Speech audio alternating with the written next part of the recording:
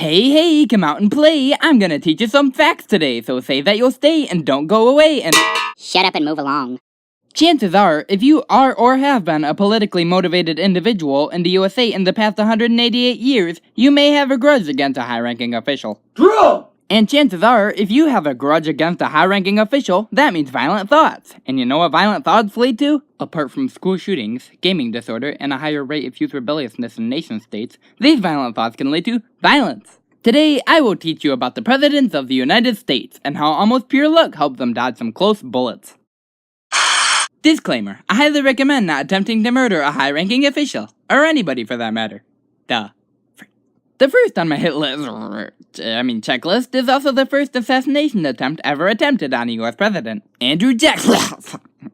Not to be confused with Andrew Johnson, who abused presidential power, added corruption to the government, and was an extreme racist. Wait a minute. On January 30th, 1835, Mr. Jackson was leaving a tragic funeral at the White House when, suddenly, out steps Richard Lawrence, world-renowned house painter and crazy person. Basically, Mr. Jackson's strolling by a pillar, and Mr. Lawrence is behind the pillar. So when Mr. Jackson strolls by the pillar, Lawrence takes his pistol and wham! It misfires. Mr. Jackson notices this, and suddenly he's shouting, let me alone, I know where this came from, and starts beating the bloody jizz out of Lawrence with a cane. Somewhere in there, Lawrence also tried firing a second shot, which also misfired, but accounts vary from it happening before Jackson's cane spank to during it. Shockingly, however, the odds of both pistol shots misfiring, according to professionals and reliable sources, was a 1 in 125,000 chance. With that perspective, you have a better chance of being struck by lightning, getting me to reply to one of your comments, or even getting assassinated than what just happened to Mr. Lawrence's guns. Soon enough, Mr. Jackson was pulled away from Mr. Lawrence by Davy Crockett and friends, and Lawrence was taken to court to be held on trial. For about 5 minutes. You remember when I stated that Mr. Lawrence was world-renowned house painter and crazy person? Apparently, the loon not only thought that President Jackson had killed his father, but also that Lawrence himself was a deceased English monarch, King Richard III, entitled to payment and compensation from the colonies that he was unable to receive due to Jackson's rigorous veto of a second Bank of the United States. Here's how the court trial went down. Okay, let's organize the jury for the case of King Richard III here! I have come to collect my payment from these colonies! But wait, King Richard, Andrew Jackson has vetoed the bank. That's okay, King Richard. We've already made sure that ugly guy's antics will be put to a halt. Order! You have been excused for the attempted murder of President Andrew Jackson. How do you plead? I am above your filthy courts! I shall decide what's fit for you, not you upon me! And so he spent the rest of his life plotting revenge in an insane asylum. Next up we have Harry S. Truman. Now it takes a tough human to shake a tough Truman who had to endure receiving bombs in his mailbox in 1947. Though it sure beats the electric bill. But on the 1st of November in 1950 enters not one but two assassins, Puerto Rican super patriots Oscar Collazo and Graciela Torresola. I would worry about butchering their names, but hey, they're both dead. Now, these two banana-smelling bozos want to show off their new independence movement, so they proceed to draw out a sloppy assassination plan on Truman, who is currently living in the Blair House, not the White House, due to renovations. And away we go! So Torresola, being the expert planner he is, teaches Collazo how to properly operate a firearm on the day of the assassination attempt. After that, the gang proceeds to split up. Torresola goes left, Collazo goes right. Oh no, it's the Secret Service! Collazo gets cornered on the stairs for a while. Meanwhile, Torresola surprises guard Leslie Calfout at a security booth and proceeds to shoot 4 fatal bullets at him. Luckily, another wounded officer was able to lock Torresola out, so Torresola decides to go check on Collazo! You alright, mate? Yeah, it's cool. Just got 3 bullets holding me. 1 in my chest, that's all. Frick. Luckily, a wounded Calfout was able to shoot Torresola a bit above the ear, killing him instantly. Meanwhile, President Truman has just woken up. Collazo finally collapses on the stairs from his multiple flesh wounds and gets sentenced to death. But before that can happen, Truman shows mercy and makes it a life sentence.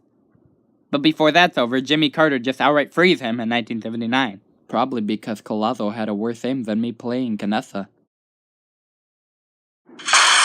Overall, 3 cops were wounded and 1 killed, that being Leslie Calfout, who died from his wounds. And finally is the rough-riding, big-sticking, trust-busting bull moose himself, Teddy Roosevelt. But Ace, you ask, your jaw dropped in wondrous confusion. How in the name of Thanos' right foot would somebody want to even touch Roosevelt in a menacing way, let alone murder him? I know, right? Even the assassin claimed he didn't want to kill the citizen Roosevelt, just the one who tried to run for a third term in office. To summarize it up quick, Roosevelt leaves policies with Jolly Fat Man, Roosevelt goes on lion hunt, Roosevelt returns from lion hunt, Jolly Fat Man does bad job at enforcing Roosevelt's policies. Roosevelt calls Jolly Fat Man bad names. Jolly Fat Man becomes not so jolly. Roosevelt runs for re-election in 1912 as part of the Bull Moose Party. Psst! Spoiler alert, he lost to a Democrat. So, on October 14th of 1912, Teddy Roosevelt is exiting an establishment of fine dinery. Because this was the 20th century, news had cycled that he would be there, so, of course, a crowd awaited him as he entered his topless car. TR stands up to greet the crowd, hat in hand, and gets a bullet shot at his heart! Enter John Schrank, who, for trying to shoot my favorite president, I'm going to call John Wank. Mr. Wank was a heartbroken, schizophrenic preacher who took long walks in the dark and had a dream. But not a Martin Luther King Jr. dream that inspires a whole movement for a race of humans to rise against the racism of trashy whites. No, I mean a dream of dead President William McKinley pointing at a picture of Teddy Roosevelt saying, "Avenge my death by killing this guy." Though it could have also been pointing at Teddy's dead body dressed as a monk, I've still had stranger dreams than that one. So John Wank has just shot Roosevelt. Almost immediately, he receives a straight KO tackle from a former football player, followed by multiple police dogpiling on, and a would-be lynching from a bloodthirsty crowd had not one shiny voice called out to leave the man alone. Teddy Roosevelt! Yep, he ain't down in the dirt, blood flowing out like a chocolate fountain. Turns out a dense overcoat, a steel glasses case, and a thick 50-page speech in your nipple pocket really do help slow down bullets. Well, military, I expect these new bulletproof vests to be invented within a week. Teddy, the cool guy in the crowd, asks Mr. Wank, "Why'd you shoot me?" Mr. Wank gives no response. Teddy proceeds to say, "Oh, what's the use? Turn him over to the police." The end. Not yet, it's not! Roosevelt's driver is instructed to get the Rough Rider to the hospital, but Roosevelt doesn't have one freaking cent of that. Instead, Roosevelt decides, whoa, I ain't hacking blood, my lungs aren't punctured, you get me to that speech in Milwaukee or else I'll skin you alive. So, despite desperate pleas from his adversaries to, go receive medical attention for that bullet hole in your freaking chest, Roosevelt proceeded to read out a 90-minute speech in front of a large crowd, with a bullet hole in him. If that isn't considered epic proportions of persistence, allied a grenade. He started his speech, "Friends, I shall ask you to be as quiet as possible. I don't know whether you fully understand that I have just been shot." As the crowd gawked when he opened and showed his blood-stained coat, he declared, "But it takes more than that to kill a bull moose!" Then Roosevelt read from a script filled with holes. Bullet holes, that is. His voice occasionally faltered, but that's kind of understandable when you've just gotten a bullet lodged in your freaking rib. And only after the speech did Roosevelt agree, "Okay, I guess I'll seek medical attention." You ask for me tomorrow, and you shall find me a grave man.